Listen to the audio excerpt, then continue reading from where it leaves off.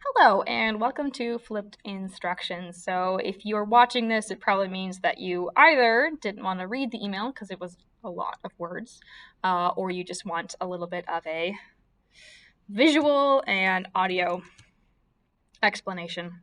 So basically, we are going to be doing flipped instruction this year.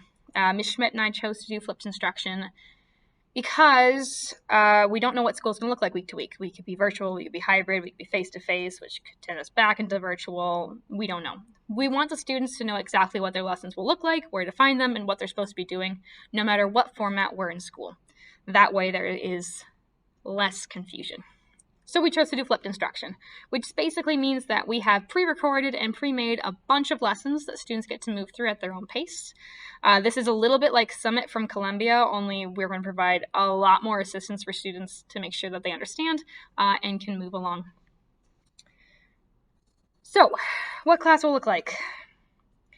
You're going to have, or not you, your student is going to receive 4 lessons a week. These comprise of 2 videos and about 2 to 3 problems. If you would like to see some examples, I have attached 2 to this email. These are going to take anywhere from 10 to 15 minutes. It depends on how fast your students watch the videos. If they watch them in real time, it might take them 30 minutes. It really depends. Because they're getting 4 lessons, that does mean that they will have to do at least 2 outside of class, asynchronously at home, then 2 in class. I would highly encourage, if your student does not have a good set of earbuds that they can plug into their computer, they might need some. I do have a few in class, but they're going to go pretty fast. Okay, now I'm sure you are wondering, if the lessons in class are the same as the lessons outside of class, then what does class look like? Is it look the same as asynchronous? It's kind of going to look the same. It's going to have a few special things for being actually in class. So, first of all, we're going to start with a warm-up. And now this warm-up is going to be based off whatever kid is on the lowest lesson. So let's say we have a kid that is still on 3.2.1, but the rest of the class is in Chapter 4 or even Chapter 5 for the kids that are moving ahead really fast. The warm-up is going to be based on 3.2.1. This provides a really great review for any students that have moved ahead. It reviews the content from Chapter 3. And if you know anything about CPM over the last almost 4 years we've taught it actually, you might learn, for instance, equations in Chapter 2, and then you talk about it in Chapter 3, and then again in Chapter 4, and then again in Chapter 5, and then 7, and then 8, and then 9. So we touch on it a lot. So it's really important that students are retaining information. So we're going to be using the warm-ups to create that spiral, along with just the problems that they'll be seeing every day.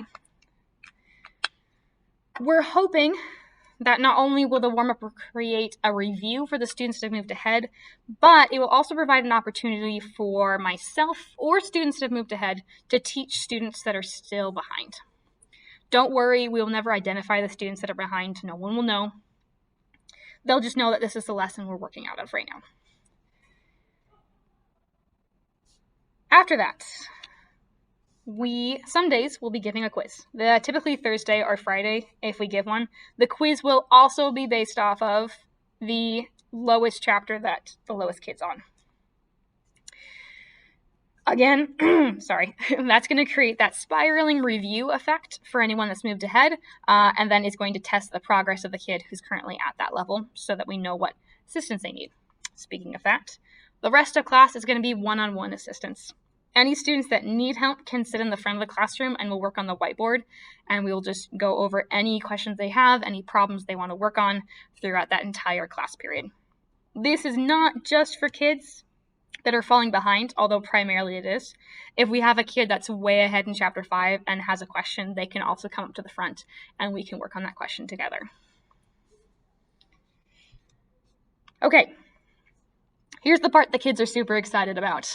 They're only receiving 4 lessons, which means once they're done with the 4 lessons, they're done for the week. If they're outside of class, they are just done with math. You can encourage them to play Prodigy, or Math Snacks is a website the kids are getting really into. If you have not played Game Over Gopher yet, I would highly encourage. It is a Very addicting game. And math-based, I promise. Prodigy is just an online math explore a world kind of game. The kids also quite like it. If the students are in class and have already finished all 4 lessons, so let's say it's assigned on Monday and X day comes in Thursday and they're already done, then I will be encouraging them to do this during class or to work on a different class that they might need more help getting caught up on. So if they finish all 4 lessons, they are good to go for the week. That being said, although we are going to assign 4 lessons to the students each week, we really need at minimum 2 done each week. Chapter 3 has 11 lessons total. If students get all 4 lessons done each week, they should finish in about 3 weeks. If students can complete at least 2 lessons a week, they should be done in roughly 5 weeks. That is going to put the due date for Chapter 3 at November 24th. So if by November 24th students have not finished Chapter 3, unfortunately they will be moved on to Chapter 4. That will result in a failing grade for Chapter 3. If students have not completed by November 24th, most likely this means that they are either not doing lessons in class and not out of class, or they're not asking for assistance from the teacher, myself, or you, or any of their classmates for that matter. So students that have not completed Chapter 3 at all by November 24th certainly have fallen behind of their own volition. So we understand students that November 24th are taking the test. That's totally okay. We will definitely give them some extra time, maybe that Thanksgiving break to study for it and to take the test when we get back. Those students won't be punished. And we're not saying punished, but they won't be moved ahead forcibly. But if November 24th comes around and they're still on the first 2 lessons of Chapter 3 after 5 weeks, there's going to be an issue. We will be moving them on to Chapter 4. That being said, they have the opportunity, once they finish Chapter 4, and if they do it in a timely manner before the due date, they can move back to Chapter 3 and finish the lessons they missed, retake the test, and redeem their grade for whatever standard was in Chapter 3. So I hope that makes sense to you. Now, for students finding their lessons, most of them have already done this. They're doing really good. We've covered this in class a couple times. In their teams, specifically their math team, there are several different channels. Right now, the only one available to them is Chapter 3, and all of their lessons are found under files.